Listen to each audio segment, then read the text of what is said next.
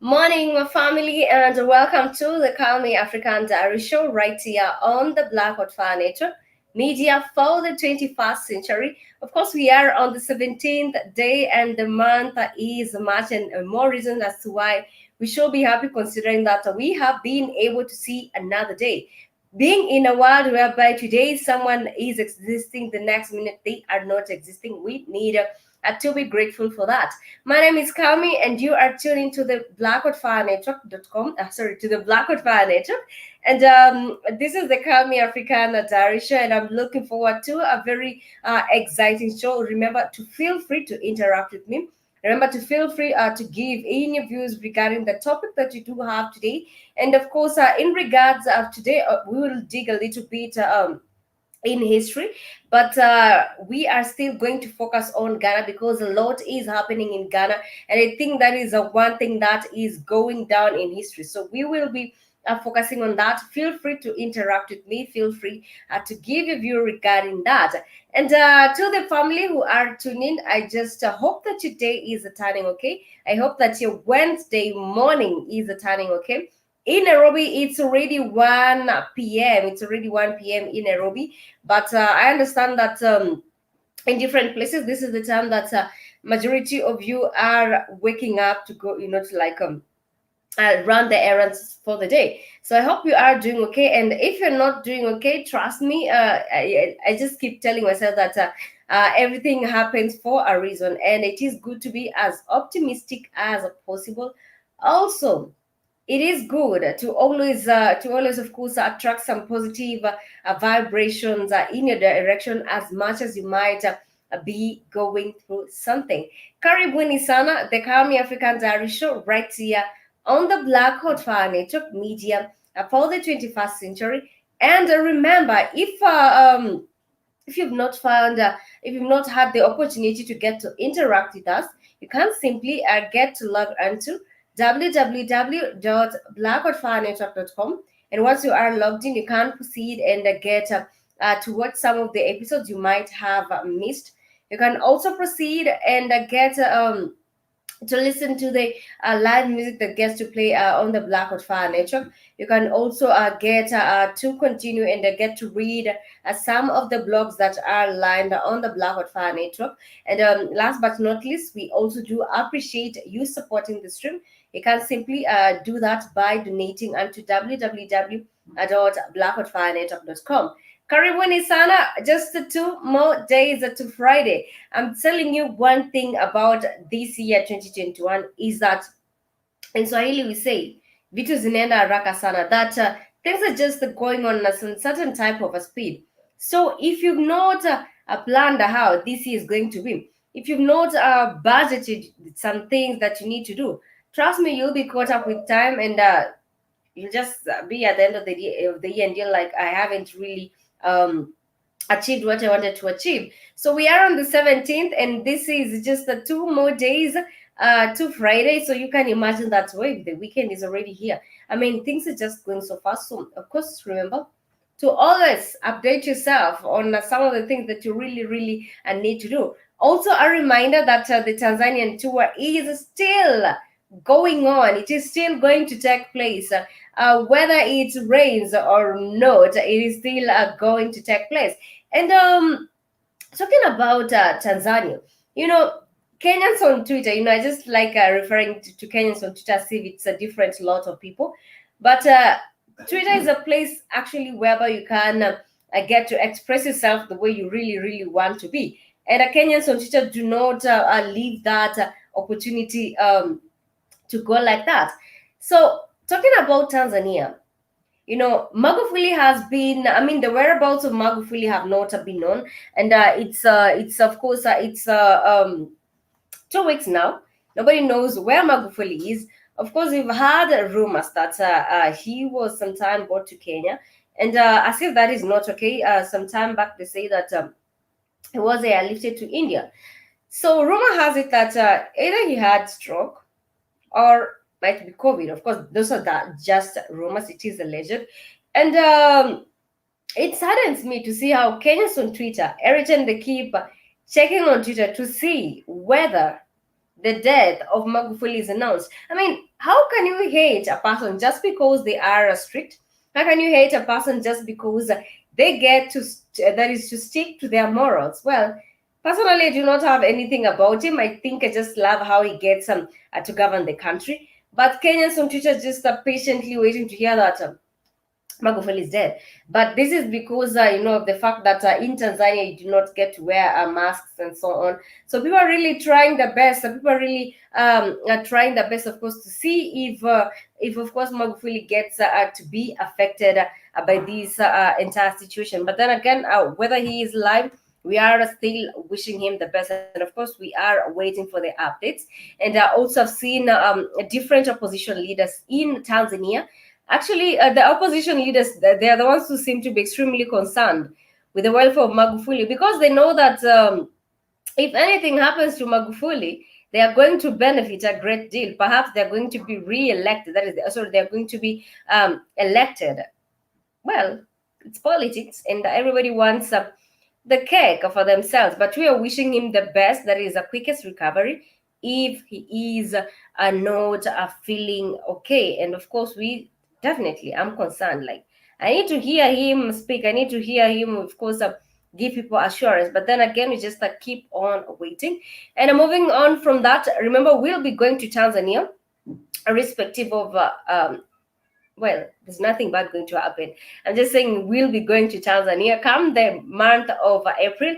There are just a few more days to that trip. So, of course, feel free to contact Keith. He will give you the way forward regarding the trip. Also, you do not want to be on your timeline and you're like, I wish you just grabbed this chance. Well, there's a lot that we are going to do in Tanzania. There's a lot of amazing places that we are going to tour. And personally, I am looking forward to getting to understand, to learn a lot in terms of culture, in terms of, even in terms of geography of a country. You can get to learn a thing or two regarding that. You can get take a look at their economic way of life. So there's just a lot of things that you can simply get to learn. Karibuni sana once more. This is the Calmie African Diary Show, and you are tuning to the Black Hot Fire Network Media for the 21st century. And of course, I will start with updates in different African countries. And even before updates, let me just remind us that on my way to work, I've seen, a lot of students, they have closed, to come home and at least, get relaxed a little bit. Because waking up in school, morning preps used to be the hardest part for me. I remember sometime, it's just early in the morning and you're like, I just do not want to go to class these wee hours in the morning. That is at 3 a.m., at 4 a.m. Somebody is waking you up to go study. Well, I have nothing about studying, but then again, I think it's just a more exaggerated. So most of the time, we'll just hide in the dormitory and be like, hey, I'm just going to sneak this once and get to sleep. Well, eventually, you get to realize that it's now becoming a habit until the time when they are doing, of course, their round. That is when you get to find yourself in some hot soup. But I'm just reminding us that you do have the students. They have break that is for the holidays. It is good to have them home, but also as parents, it is good to always monitor your child, because you know we used to have this tendency. You get to carry an extra cloth from home, such that during closing day, you'll try as much as possible to blend in with the public, to blend in such that people do not know whether you are a school going, that is a student. But it is just not that I'm seeing, some students are dressed like that, and I'm like, where was my brain at? Because they look a little bit off, but to them, it is the fashion. So we do have students, they have closed for their holidays, they are at home. And also, another thing that is happening in the country is the increase in fuel prices. I think I've even seen memes where people are saying that if somebody proposes to you with a fuel, you actually get to say yes, you do, because of how expensive it has, of course, turned out to be. And I think it is so sad that our government gets to, hike the prices of fuel from time and again. And it is not good that the citizens, get to find this, all of a sudden, today the fuel is cheap. The next day, you have to really dig deep into your pocket. And let me tell you the reason as to why we are complaining about fuel price increasing. The fare has doubled.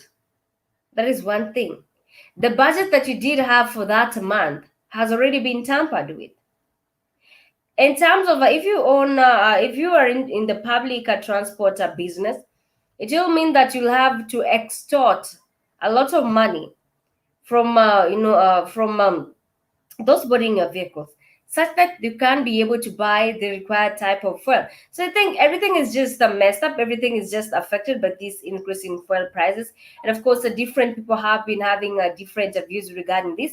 But of course, that is just how it is in Kenya, that the weak continue to be weak and the rich continue to being rich, because as it has it, we do know that the government of Kenya is going to benefit from that. That is, well, the government, I'm talking about the president, and let me just say the president and the members of parliament, because it is believed that when the price of the fuel is increasing, it means that the government actually gets to put in 7 shillings every time someone gets to buy this petrol. They get to bag in 7 shillings. So you can imagine the number of billions they are going to make. And these are the same people who actually went to China and took loans.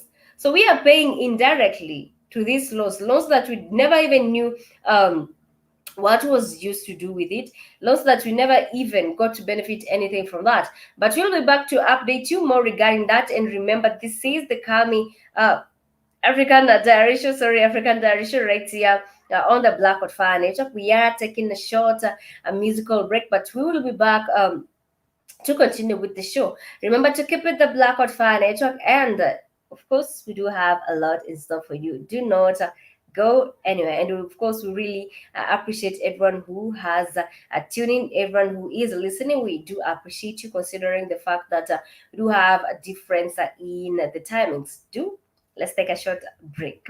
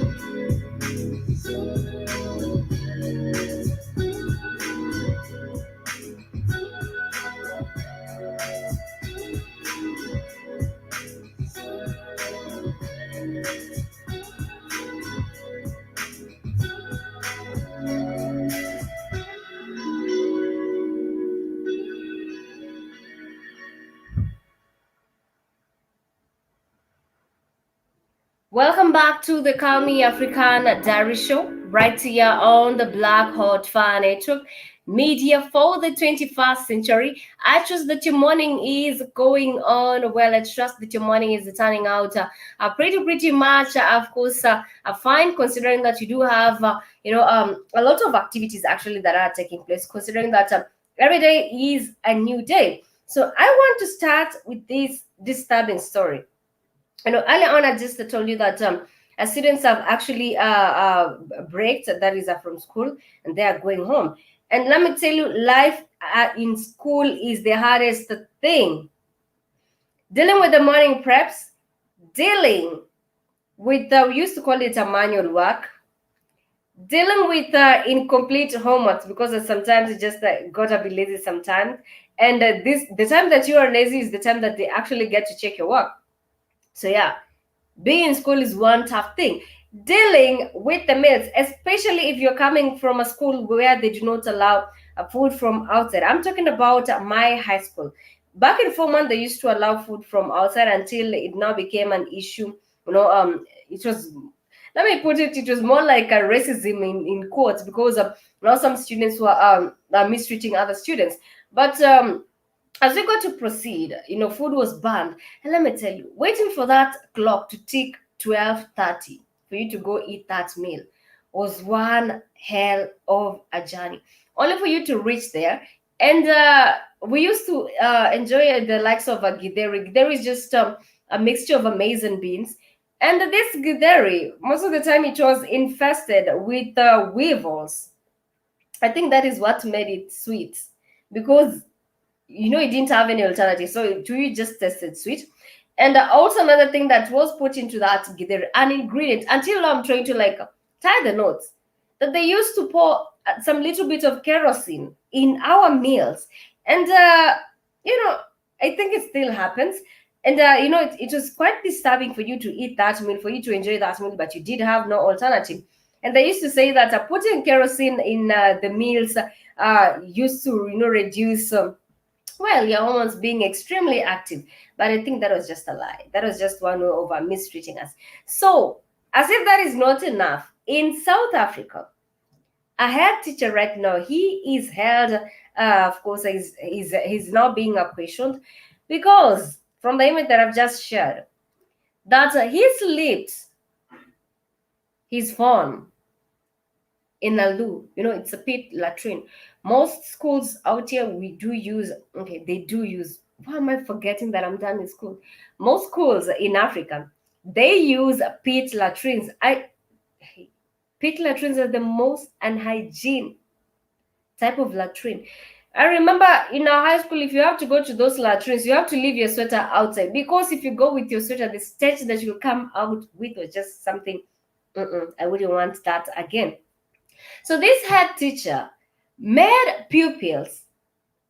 This actually made one pupil, an 11-year-old, to dig in the pool for his lost phone. I mean, okay, even if you're worshiping your gadget, you can always get another one. And he didn't even do the math that perhaps retrieving this phone, it will not be working. Even you in your normal senses, why would you retrieve something from a pit latrine? You definitely just let it go. And he had even promised this child, he had promised him $14. He had promised him $14 if he would retrieve the phone. And I think that is misuse of power, because this child, considering that this is a head teacher, he's offering you money, and also his rank at school, you do not want to fall into bad, a bad path with him. So you definitely will do anything that he is telling you. So for $14, you are forced to dig into. I mean, even if you offer me more than $14, I'm not doing anything of the sort. And I think this is some type of things that children do go to school, that is do go through in school.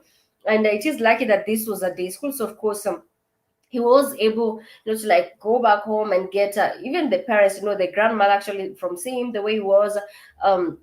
I just knew that this is not the day. You can't imagine who's going to wash those uniforms, who's going to give him even perhaps if they have, of course, a bathroom or the shower, who's going to use that shower after? This is just some type of unhygienic thing. And I can say that for the headmaster to actually do this, he needs actually to be questioned, not only questioned, he needs to pay a fine, he needs to be set as an example. And most of the time you get to realize that perhaps he's just in class studying, and then the head teacher or a certain teacher gets to call you to send you to run an errand for him. Sometimes that they get to tell you, oh, go fetch me some water in the river and things like that. And you're supposed to be in class, or even if you're not supposed to be in class, you're supposed to have your own time, maybe in terms of doing your different leisure activities. So I think that this situation in South Africa was quite bad, and it shouldn't, of course, be allowed to happen anywhere. That teachers get to misuse their power, that teachers get to manhandle students most of the time, because they know that the parents are very far away. So of course the children cannot go to report them. And moving on from that, let me know your view regarding this. What would you do if you found yourself in such a situation? Personally, I've said I think we gonna fight with that teacher. If I was stronger than the teacher, not even stronger, I've seen students actually hit teachers. I mean, when it reaches a point whereby I'm now forced to do something like that, some fists is gonna we're gonna throw fists at each other as much as well. I'm definitely maybe gonna lose because the teacher maybe is stronger than me, but it will send a message, because it is high time they get to respect you. But anyway, let me know your view regarding that, because I think this is just extremely inappropriate to get to make students to go through such things. And moving on from that, remember, I am giving you updates on what is happening in different African countries. We have talked about South Africa itself, and let me take you a little bit to Mozambique. In Mozambique, I'm afraid I do not have a good news either, because of the rate at which the insurgency in Mozambique is taking place. And right now, even children are not left spared. I mean, the way that the brains of some people can be totally messed up is quite disturbing.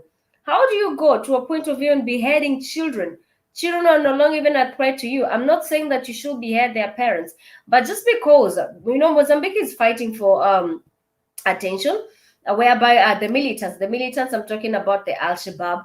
Here in Kenya, we've been having the Al-Shabaabs attacking us from time to time, because we did have our KDF soldiers, that is the Kenya Defense Forces soldiers, positioned in Somalia. They are trying, to instill a peace, of course, and tranquility in Somalia.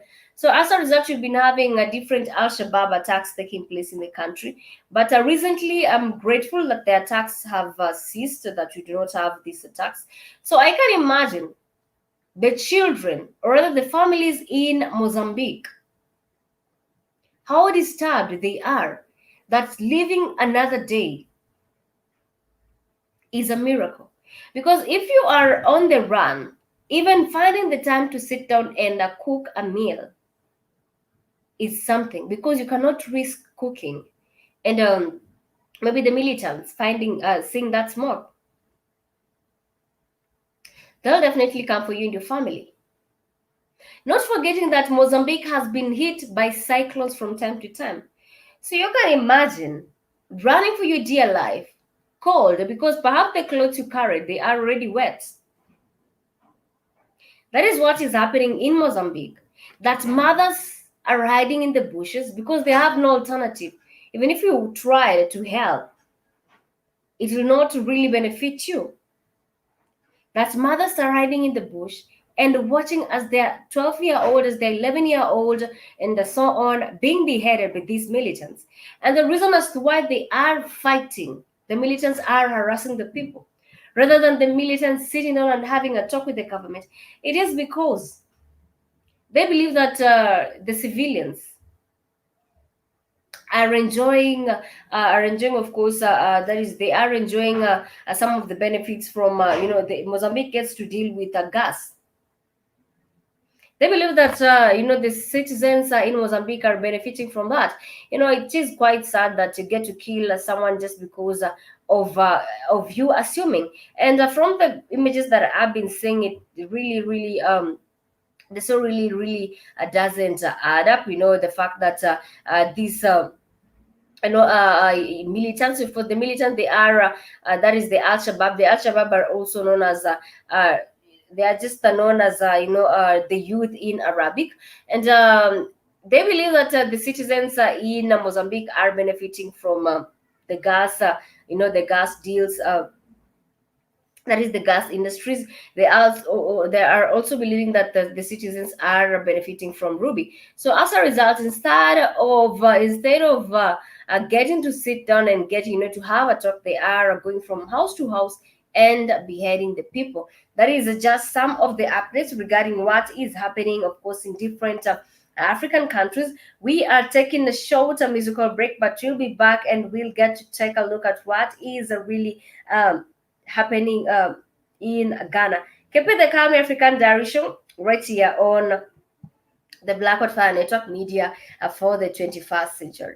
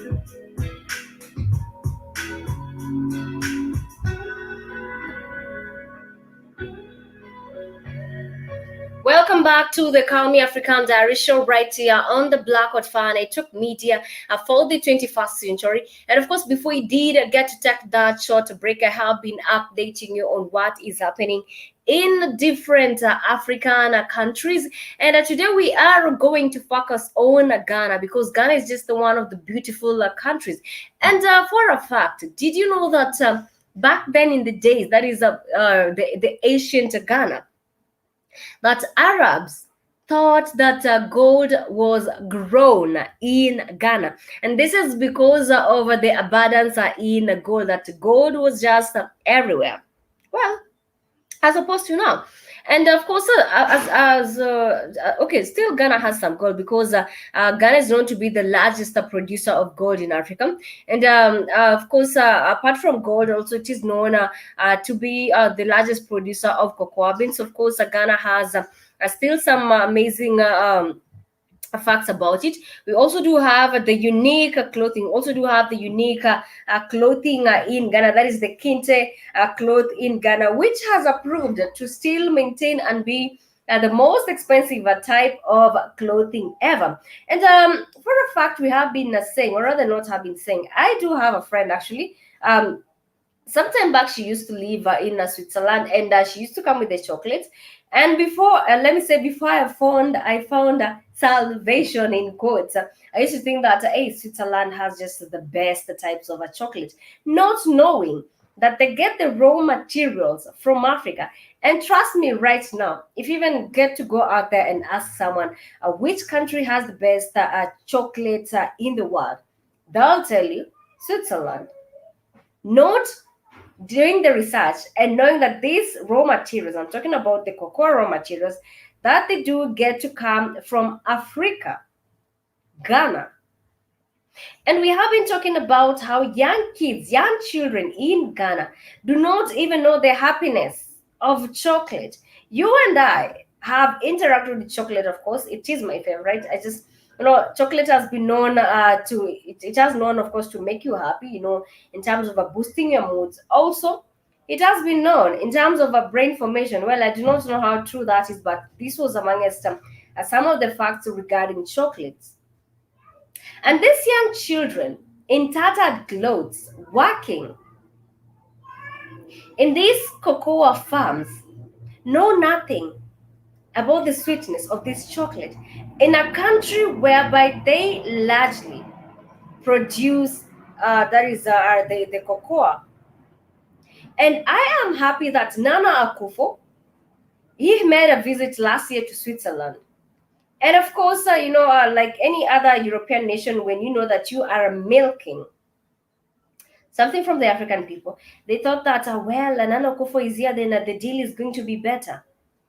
Well, I'm glad that this is just a good step that Nana Akufo has done, that he is going to stop the export of cocoa products to Switzerland, because it now wants to have its own chocolate factory in Ghana. I'm just waiting to get to enjoy these chocolates all the way from Ghana. Something African, something made with our own materials. I mean, who knows? If something is made abroad, most of the time I'm like, something is made abroad. Perhaps they might be even, dicing these chocolates, and we're just enjoying them, not knowing what some of the ingredients. Remember, there was a time there was a scandal regarding the chocolates, that is the Cadbury chocolate, some time back, whereby, well, I do not even want to focus on that, but it was quite a disturbing story. But I love for a fact how Ghana has been among us one of the African countries to stand firm from exporting its raw materials to the European countries, because these European countries, as much as they are paying billions for these products, we are going on a loss. The children in the economy are going on a loss. They are not benefiting at all. And of course, it is quite good that Nana Akufo have made a stand to come about with the first, I think it will be among us the first chocolate processing companies in Ghana. Talk about freedom. I think this is one way of liberating ourselves from colonial powers. This is one way of African countries breaking free and doing things on their own. I mean, we do have a lot of African countries, forget even about Ghana. We do have a lot of African countries that do get to export their raw materials. Talk about uranium, talk about gold, talk about copper. all these raw materials, and we are not benefiting, maybe even in terms of machinery. For example, in Kenya, we have to call the Chinese from their country to come dig our roads because we do not have the machinery. And yet, we do have the required raw materials. So, Ghana, Nana Akufo, let me just say kudos for once you've done something that the children in Ghana need to at least benefit from this. Let me just share a short clip of what Nana Akufo had to say regarding this.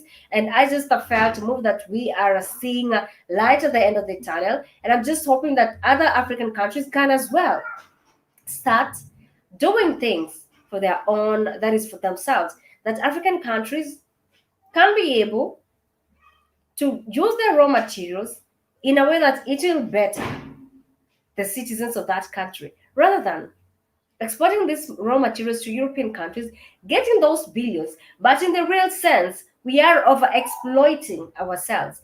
Let me just take a look at this. Well, as much as the exportation is good because the country gets to get revenue, but I am for the idea that as much as maybe different African countries might be exporting, not to the point of over exploiting themselves, but to the point whereby the demand of these products is high. The demand of these products from European countries, they actually have to beg for it.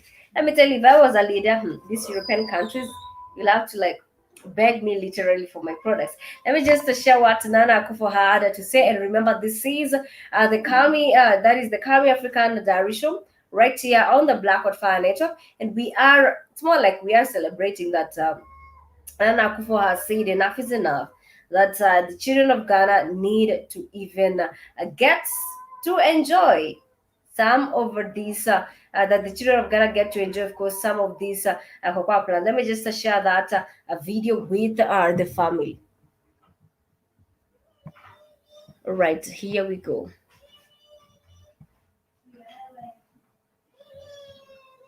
This is what Nana had to say.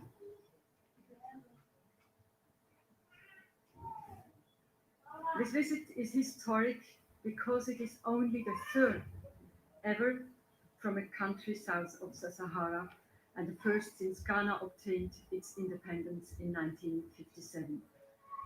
At the same time, today is the logical consequence of a lengthy development because relations between Switzerland and Ghana have for decades been characterized by mutual respect. Not every connection between our two countries can be deduced at first glance. I've had the privilege of visiting Switzerland several times since becoming president of the Republic of Ghana.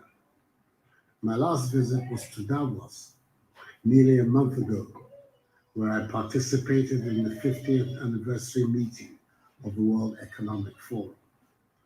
At the invitation of its founder and executive chairman, the world-renowned Professor Klaus Schwab. Happily, it is much warmer here in Bern. I thank President Simonetta Sommaruga, head of the 7-member Federal Council, for the honor of this state visit and for the opportunity to make this brief statement in the Federal Assembly, Switzerland's 2-century-old House of Parliament.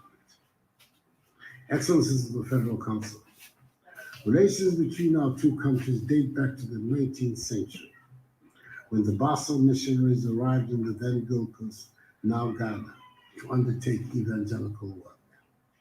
The missionaries pioneered the establishment of educational institutions across the country, including our first agricultural school at Apropos, my paternal hometown in the eastern region of the country. Indeed, my own late father, President of Ghana's Second Republic, was deeply imbued with the Presbyterian attributes of discipline, industry, integrity, and thrift, was a famous product of Akropon's celebrated Salem School. They are also credited with the establishment of health facilities, including a missionary hospital at Agogo in the Ashanti region, and were instrumental in the spread of the cultivation of cocoa, a commodity which has been for the last century the mainstay of the Ghanaian economy. The Christian community in Ghana is greatly indebted to the Basel missionaries, who are also responsible for the translation of the Bible from English into two of the main Ghanaian languages, and who have been accorded due honor by us. The names of Inter Elios, Andreas Rees, Johannes Gottlieb Christener, and Fritz Ramsayer continue to reverberate in our history and collective memory. I've also personally benefited from these very good relations because the first European head of state to visit Ghana when I assumed office as the fifth president of Ghana's Fourth Republic on 7 January 2017 was your 91st president, Her Excellency Mrs. Doris Newgard. Excellencies, in recent times, the ties of friendship and cooperation between our two countries have grown even stronger.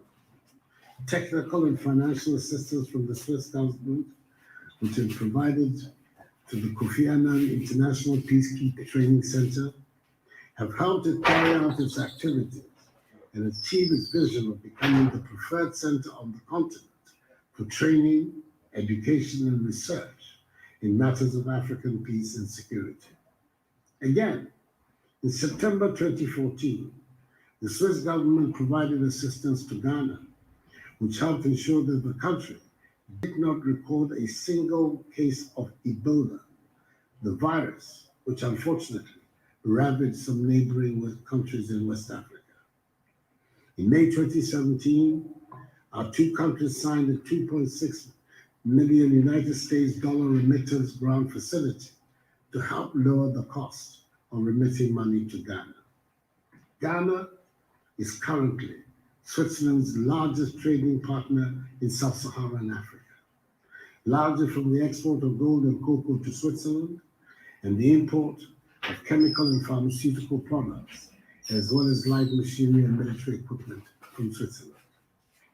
However, as I have stated on occasion, Ghana no longer wants to be dependent on the production and export of raw materials, including cocoa beans. We intend to process more and more of our cocoa in our country with the aim of producing more chocolate ourselves, because we believe that there can be no future prosperity for the Ghanaian people in the short, medium, or long term if we continue to maintain economic structures that are dependent on the production and export of raw materials. We intend to add value to our raw materials, industrialize and enhance agricultural productivity. This is the best way we can put Ghana at the high end of the value chain in the global marketplace and create jobs for the teeming masses of Ghanaians. It is for this reason that my government continues to put in place a number of measures aimed at attracting investment into Ghana, as well as stimulating growth of the private sector. We have succeeded over the last 3 years in ensuring that all our macroeconomic indices are pointing in the right direction. Cut our fiscal deficit, introduce a monetary policy that is stabilizing the currency and reducing significantly the cost of borrowing, and have introduced a raft of tax cuts which are bringing relief to and encouraging businesses. These interventions have led to Ghana recording an annual GDP average growth rate of 7% since 2017, making us consistently one of the world's fastest growing economies during the period. We are one of the most business-friendly economies in Africa, evidenced in our status as the largest recipient of foreign direct investment in West Africa. Ghana has also been selected to host the Secretariat of the African Continental Free Trade Area, a market of some 1.2 billion people with a combined GDP of US 3 trillion American dollars. It is the world's largest free trade area since the formation of the World Trade Organization. Our goal is to make Ghana the hub of trade in Africa, and thus serving notice on Swiss investors to take advantage of the growing business-friendly climate in Ghana and of our unique position as host of the AFCFTA Secretariat to set up joint venture enterprises in our country and thereby access this huge market that the free trade area presents. Excellencies, Madam President, I'm pleased to inform you that our country is fully committed to a democratic present and future where respect for individual liberties and human rights, the rule of law, and the principles of democratic accountability are at the core of our body politic. Ghana stands shoulder to shoulder with Switzerland in our joint determination to promote and protect human rights across the globe. I'm hopeful that as we shape the future of Ghana and position Ghanaian enterprises to compete effectively on the world stage, we have friends such as the Swiss Confederation to support us in this objective.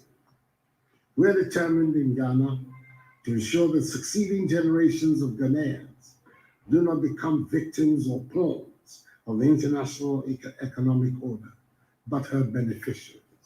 Indeed, the project is a Ghana beyond aid, a Ghana which has discarded a mindset of dependency, aid, charity, and handouts, and is charting a path of self-reliance in her progress, fashioned out of the intelligent and disciplined use of her considerable human and material resources.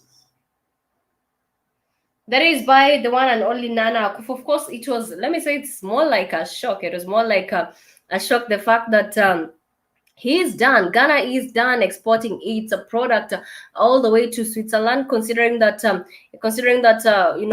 have been, considering that Switzerland actually highly depends on Ghana in terms of the exportation of in terms of the exportation of its product. But I think it is a new dawn. It is a new dawn for the people of Ghana, because this is the time that they can be able, of course, to get to enjoy their products without exporting it to other African countries. And I think this comes as a fact that the children of Ghana have not been benefiting from this. This also comes as a fact that Ghana, I think it is high time Ghana has realized its potential, that Ghana has realized that it does not really need to be exporting its product for it, to benefit, but it can still maintain its product and it can have a large market, because who really doesn't want to enjoy some chocolates all the way from Ghana.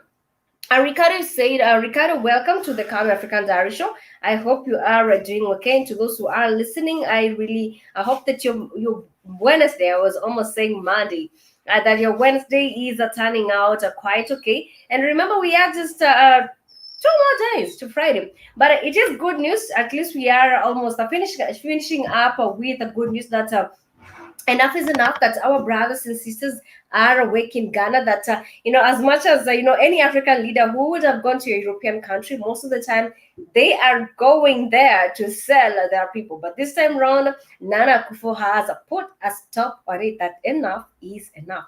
Let me know your views regarding that. Let me know your views regarding the fact that Ghana, considering that Switzerland has been depending on West African countries to get its cocoa, Ghana being the leading, that it's the same round. I think Switzerland is just really going to bag in losses. Well, to me, that is some happiness, because I can tell the number of children who have been working on these farms. I would have shared the video, but I think it's just more disturbing to see how these kids wake up in the morning, get let me say peanut wages for the hard work they have done.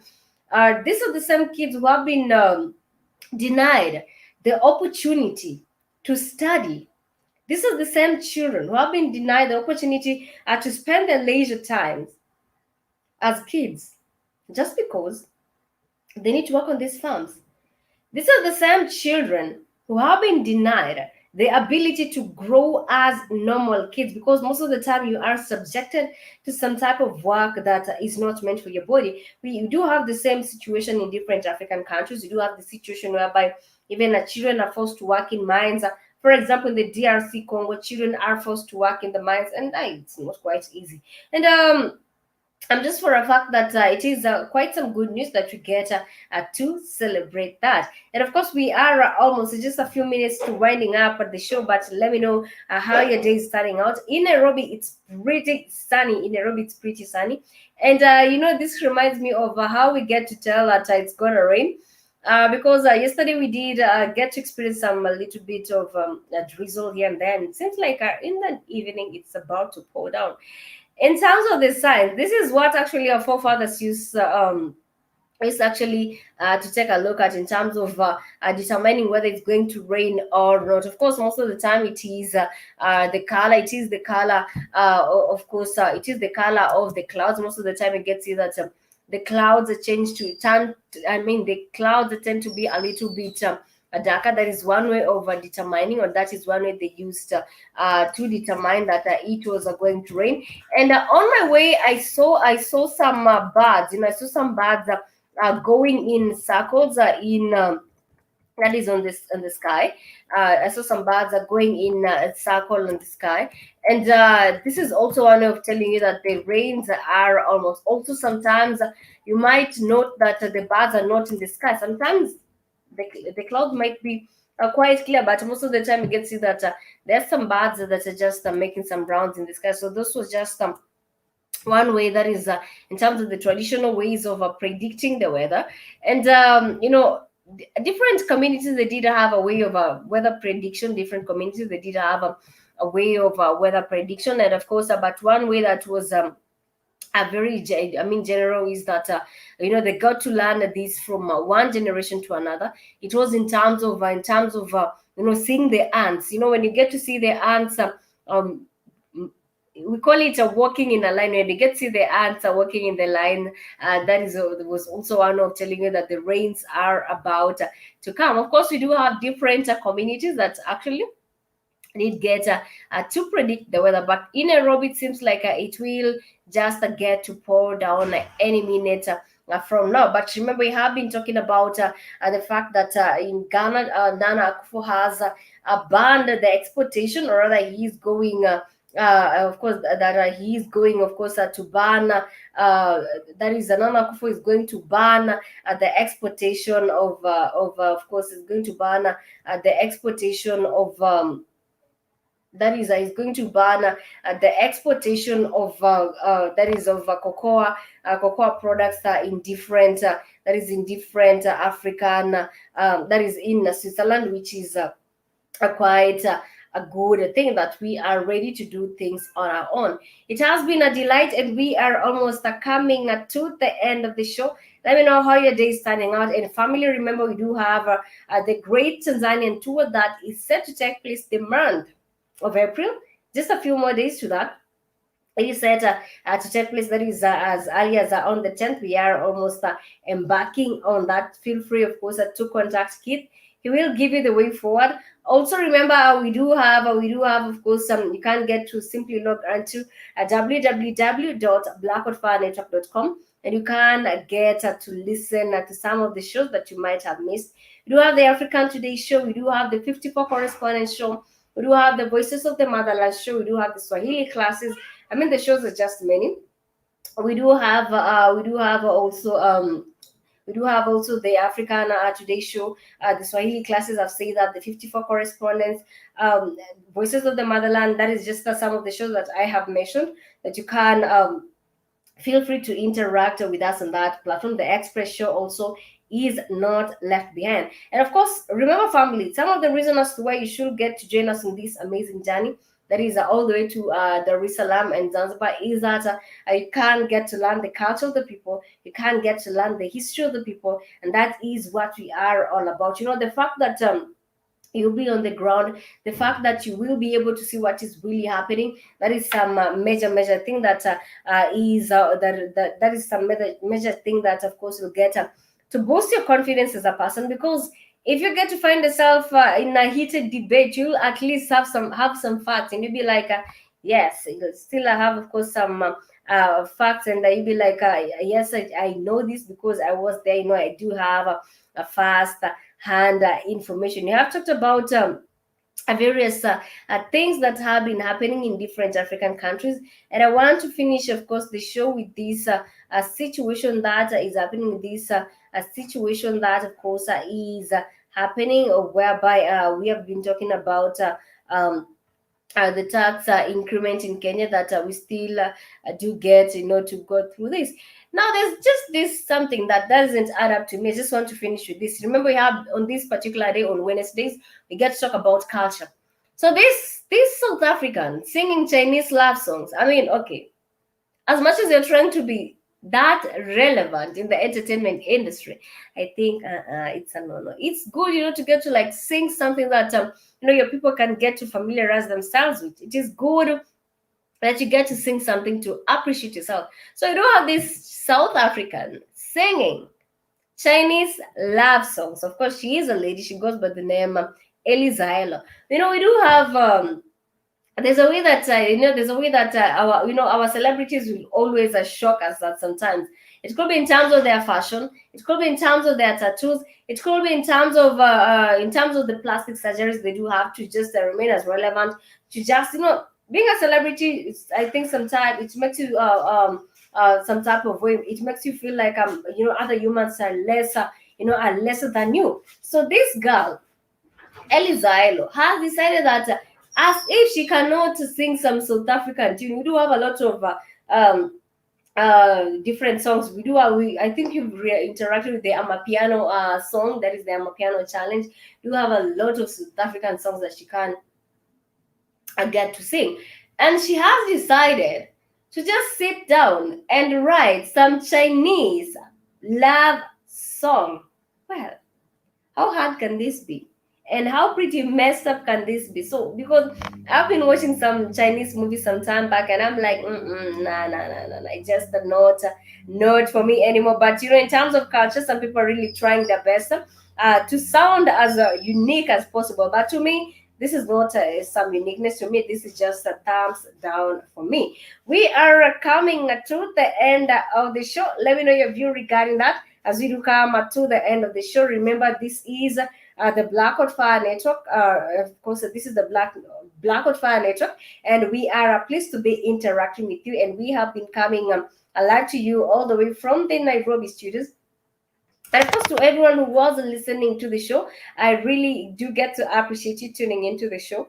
To everyone, of course, when you take that time, that is, I do understand that you do have, and this is the time that a majority of you are waking up to rather go run your errands. We also do appreciate you. You can simply log on to www.blackwoodfirenetwork.com, and once you are logged in, you can proceed and get to listen to some of the music that is playing out there. Remember, we've been talking about music being food for your soul, so you can get to enjoy that. You can also proceed and get to read some of the blogs on the Black Hot Fire website. You can also get to watch some of the episodes that you might have missed right here on the Black Hot Fire Network. And last but not least, you can also get to support the stream by simply logging. That is by simply logging on to www.blackhotfirenetwork.com. It has been a delighted, Ricardo. I really appreciate you tuning in, and also to everyone who did take their time to listen. To everyone, I do understand this is the time that some of you are just quite held up, but we do get to appreciate you as well. Remember, the Black Fire Tour is set to take place at the month of April, and we have been singing this ever since the year started. So here it is.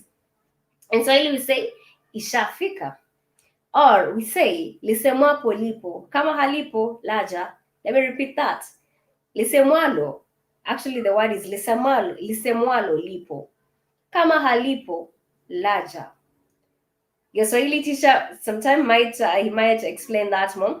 That lisemwalo lipo, kama halipo laja. That whatever has been said, if it's not there, it is definitely going, or it is definitely coming to happen. And that is why I'm saying that we do have the Great Tanzanian Tour that is set to take place at the month of April, and we have been talking about this starting at the beginning of the year, and here we are, just a few more days to that trip. Thank you so much for everyone who did get to tune into the show. Nawatakia siku njema, siku yenye furaha, siku yenye matumaini. I'm just saying that I am wishing you a great day, a day with a day filled with happiness, a day filled with a lot of you might definitely be anticipating for better things. That is basically what I am telling you. My name is Calmie, and we'll get to interact on other platforms as well. Keep it the Black Fire Network Media for the 21st century.